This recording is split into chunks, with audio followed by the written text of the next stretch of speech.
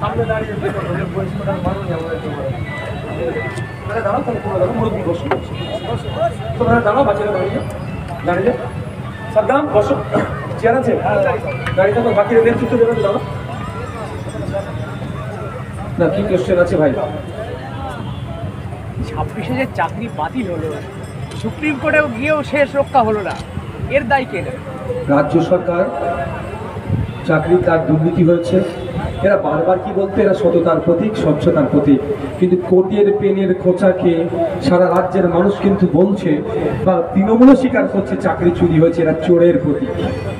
তো এই হাত থেকে বাঁচার জন্য সুপ্রিম কোর্টে গিয়েছিল, ভেবেছিল সুপ্রিম কোর্ট স্টে দেবে, কিন্তু আমরা বিচার ব্যবস্থার প্রতি পূর্ণ আস্থা ভরসা আছে, সুপ্রিম কোর্ট কিন্তু এই চাকরি বাতিলে স্টে দেয়নি। বারবার আমাদের কলকাতা হাইকোর্ট কিন্তু প্রশ্ন করেছিল, বলেছিল যারা যোগ্য তাদের লিস্ট দাও। এই অপদার্থ ব্রাত বসুদের সরকার, অপদার্থ পার্থবাবুদের সরকার, অপদার্থ মমতা ব্যানার্জির সরকার তার শিক্ষা দপ্তর এত নোংরামি করেছে, কিন্তু সেই স্বচ্ছ যারা ভাবে নিয়োগ হয়েছে, যোগ্যতা সম্পন্ন যারা, তাদের লিস্ট দেয়নি। ফলে কি হয়েছে যে 26,000 বাতিল হয়েছে, এর মধ্যে যারা যোগ্যতা সম্পন্ন তাদেরও বাতিল হয়েছে। তো এর দায়ভার রাজ্য সরকারকে নিতে হবে। মমতা ব্যানার্জি যদি ন্যূনতম বোধ থেকে থাকেন, তার উচিত হবে এই ড্রাইভার কাঁধে নিয়ে পদত্যাগ করা। আমি মিডিয়ার মাধ্যমে একটা অনুরোধ করব সাধারণ মানুষের কাছে, যে যাদের চাকরি বাতিল হয়েছে, যারা যোগ্যতার বেশি সে চাকরি পেয়েছে, তাদেরকে নিয়ে খিল্লি করবেন না, তাদের পাশে থাকুন, তাদের পাশে থাকার থেকে তাদের হয়ে লড়াই করবেন এই আশ্বস্ত করুন। আর যারা সাদা খাতা জমা দিয়েছে তাদেরকে বলুন বারবার যে কোন নেতাকে কত টাকা দিয়েছে, সেই নামটা পাবলিশ করতে বলুন, সেই নামটা প্রয়োজনে কত টাকা দিয়েছে কোর্টে দিয়ে মামলা করতে বলুন।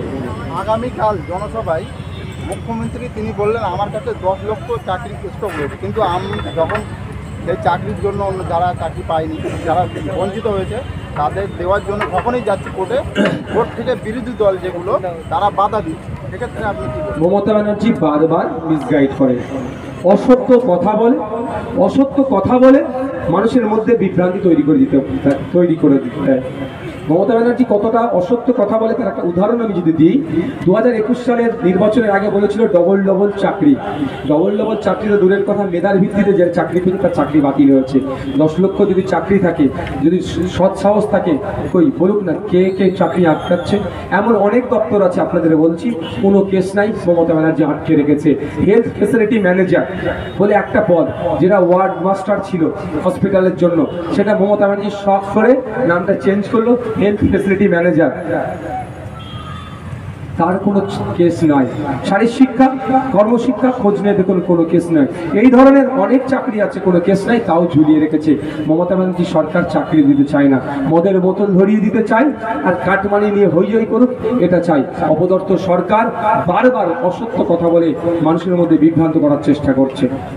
সন্দেশখালীতে বিপুল পরিমাণ অস্ত্র উদ্ধার হচ্ছে, সেখানে অভিযুক্ত হিসেবে শাহজাহানের নামে অ্যাড করছে কেন্দ্রীয় তদন্তকারী সংস্থা, সেখানে রাজ্য সরকার তথা মুখ্যমন্ত্রী অভিযোগ করছে যে এটা নাকি সেই তদন্তকারী সংস্থায় অস্ত্র রেখে তৃণমূলের নামে দোষ চাপাচ্ছে।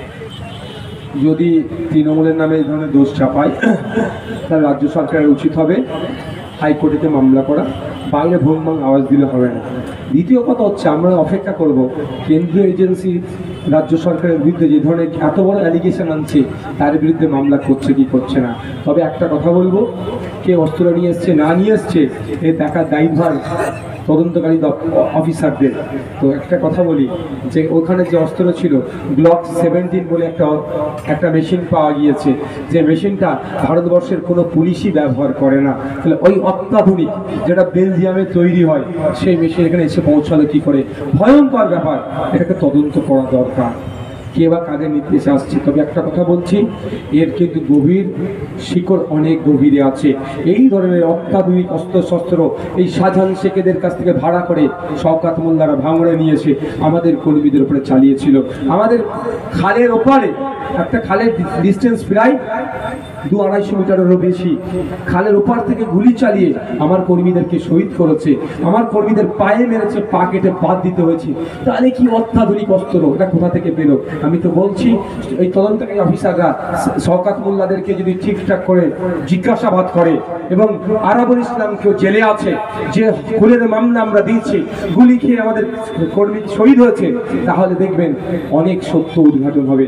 তো ছোট ছোট গ্লক 17 একটা ছোট্ট পিস্তল অনেক বড় বড় পিস্তলে হয়তো হদিস পেতে পারে। আচ্ছা, এবারের এই যে বামেদের সঙ্গে যে জোট বা অ্যালায়েন্স হলো না, এতে কি অনেকে বলছে যে এক প্রকার আইএসএফ নাকি তৃণমূলের কাছে বিক্রি হয়ে গেছে, এমন মন্তব্য কেন সামনে আসছে? আপনি কারণ ডায়মন্ড হারবারে দাঁড়ানোর হুঙ্কার দিয়েছিলেন, দাঁড়াননি। দেখুন, বাম কারায় কথা বলছে, বাম বন্ধু না কে বলছে?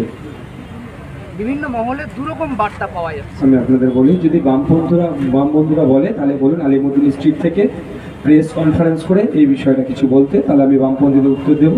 দ্বিতীয় কথা হচ্ছে, কংগ্রেস সর্বপ্রথম জোটটা করেনি, কেউ কিন্তু কংগ্রেসের কথা বলছে না। কংগ্রেস বারবার এই জোটের বিপক্ষে ছিল, সেই কোনো কথা হচ্ছে না।